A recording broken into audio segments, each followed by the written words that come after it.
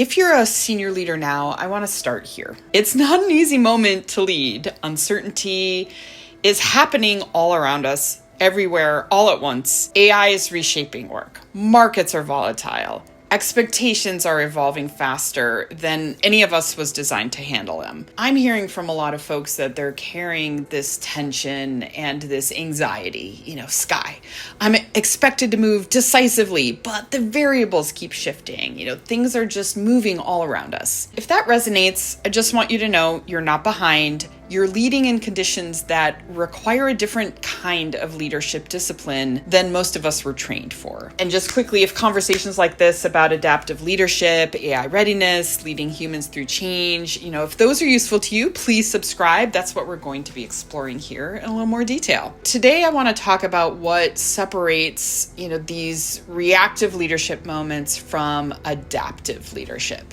Most executive breakdowns in uncertain times don't happen because leaders lack tenacity or intelligence or those sorts of things. These breakdowns happen because leaders are misdiagnosing what the challenge actually is. They're treating adaptive challenges like technical problems. And when executive teams misdiagnose adaptive challenges as technical ones, they're not just stalling progress. They're actually creating resistance. And then in a lot of cases, they're blaming it on people. So I want to make that distinction simple. A technical challenge is a problem where the solution's known or can be figured out by experts. You can apply expertise, you optimize, you execute. These are pretty straightforward.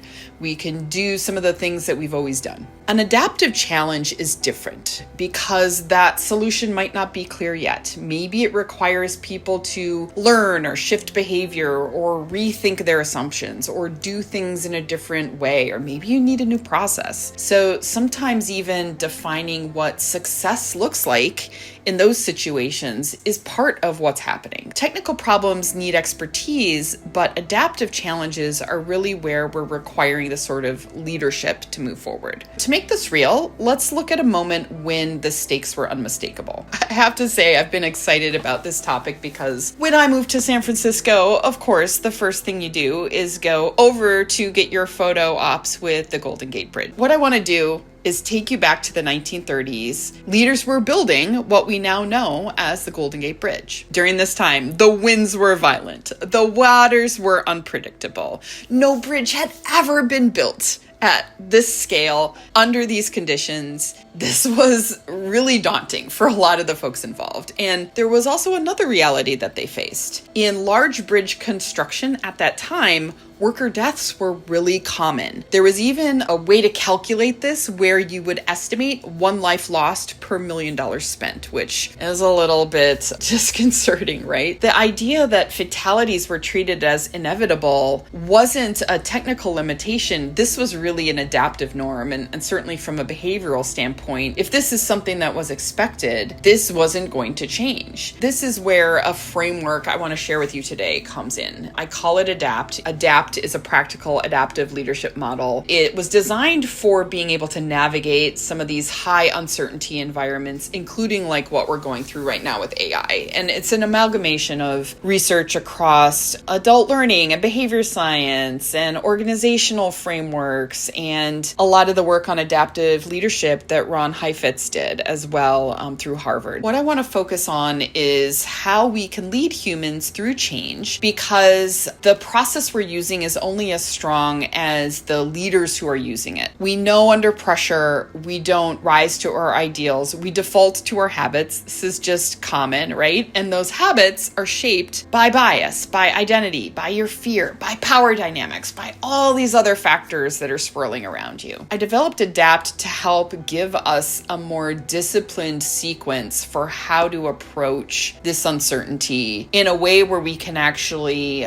have practical outputs. The different components of ADAPT are to assess the challenge, decide where to focus first, anticipate the human impact, practice trust-building behaviors, and then test, learn, and recalibrate. And the idea here is that we're going to slow thinking down even when the work we're doing has to occur at lightning speed. Even just a short pause can really help us to structure things in a way that is helpful. for the worker safety on Golden Gate Bridge, that first step was that bridge leaders were definitely assessing what the structural engineering constraints were and the weather constraints and how that was going to impact the metal and the different binding things they were using. They were looking at that environmental volatility, but also thinking about things like financial exposure and human risk. In this case, they knew falls were going to happen. They knew fatalities were considered normal in the industry.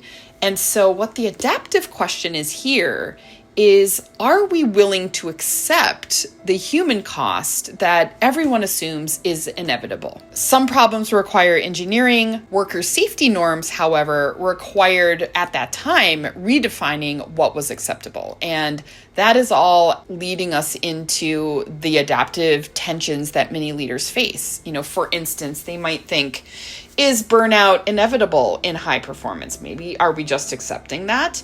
Is resistance just part of transformation? Is trust erosion unavoidable in rapid AI adoption? And without honest assessment and sort of mapping what that uncertainty is, what can happen is leaders can misdiagnose the work that is in front of them. The next stage here is about deciding where you're going to focus. Once you've identified what the uncertainties are and which of those uncertainties and issues are actually adaptive challenges, where are we going to focus our energy? Bridge builders knew they couldn't fix every uncertainty simultaneously. In this case, they made a deliberate decision. Worker safety would not be treated as collateral damage. That was a decision that required courage. They obviously had to get that approved and folks to focus on it. Where I think about this in terms of our modern day analogs is executive teams today have to decide which adaptive tensions are we going to focus on as leaders? And we know we can't address everything at once, but we have to choose intentionally. Those decisions are going to help drive the direction that we're headed. There may be a number of things that help you to determine where to focus. It could be the stakeholders you're involved with. It could be the oversight that you need for certain things. It could be, are there areas where they impact other areas? There are a lot of different ways one can decide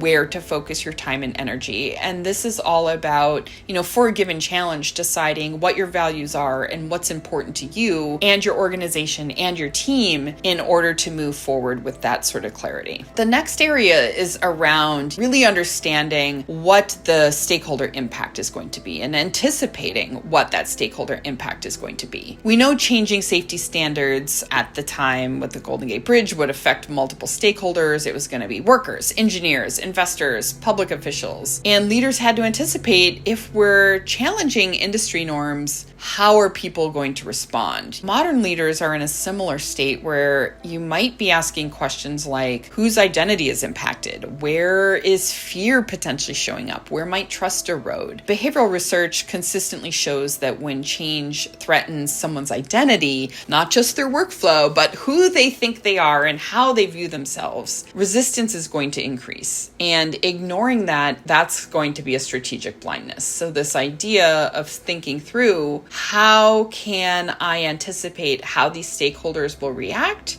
is going to be a huge component in those next steps that you take in adapting and finding a solution to that challenge you're facing. The P is all about practicing trust building engagement. With the Golden Gate Bridge, the visible act was that they installed a massive safety net beneath the bridge deck. Did this cost money? Yeah, it did. Did it slow work? It did. It wasn't required, but it sent a message to the workers and to others involved that we value your life. During construction of the Golden Gate Bridge, we know the details that there were 19 men who fell and survived because of that net. They later called themselves the Halfway to Hell Club. That being said, there were still fatalities. 11 men ultimately died, which to me sounds like, whoa, if 11 men were dying on a big construction project in San Francisco now, there would be hell to pay. But at the time, that was far fewer than what the industry expectations were. The net in this case wasn't just equipment, it was a manifestation of that sort of approach to adaptive leadership. And again, they may not have called it at that time, but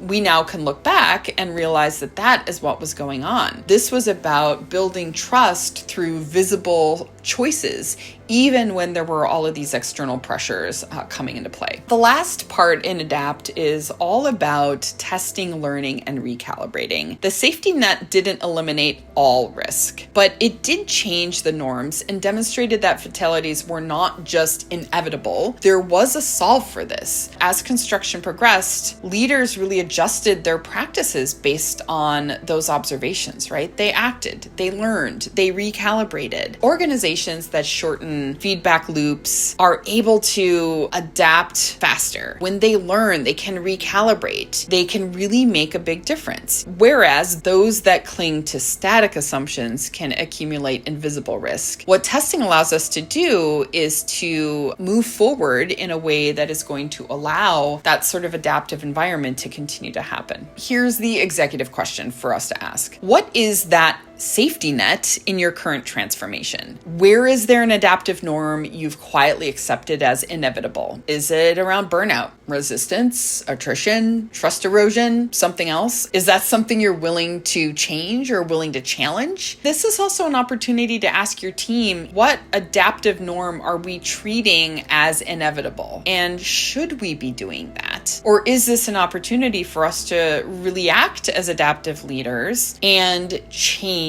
and shift and learn from what we've encountered and make different choices moving forward? That is an adaptive conversation. The Golden Gate Bridge stands not just because of engineering excellence, it stands because leaders challenged adaptive norms. They assessed things honestly. They decided intentionally. They anticipated the impact, and they practiced trust visibly, all while testing and recalibrating. And that is adaptive leadership. Thank you for working with me. That is the sort of thing we love doing at Geode Lifeworks, helping adaptive leaders and executive teams build capacity in moments where technical fixes alone aren't sufficient. If this perspective resonates, subscribe so we can continue exploring these conversations. And if you're ready to bring ADAPT into your executive team through offsite leadership labs, strategic advisory work, whatever it is, reach out to me. I'd love to chat with you, because the leaders who thrive next won't be the ones with the best predictions.